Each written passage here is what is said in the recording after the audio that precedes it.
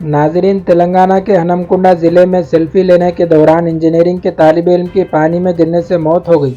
بتایا جاتا ہے کہ محمد اسماعیل اپنے دونوں دوستوں کے ہمراہ سیلفی لینے کے لیے پانی کے قریب پہنچا کہ اسی درمیان وہ پیر پھسل کر پانی میں گر گیا اور دونوں دوست تیراکی نہیں جانتے تھے اور اسے بچانے سے قاصر رہے اور اسی موقع پر اس کی موت ہو گئی۔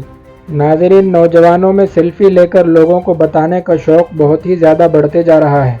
جہاں کہیں بھی حسین مناظر نظر آتے ہیں تو وہ فوری طور پر سیلفی لینے کھڑے ہو جاتے ہیں اور کسی چیز کی پرواہ کیے بغیر اپنی جان کو جوخم میں ڈال دیتے ہیں، اور یہی نوجوانوں کے شوق جان لیوا ثابت ہو رہے ہیں۔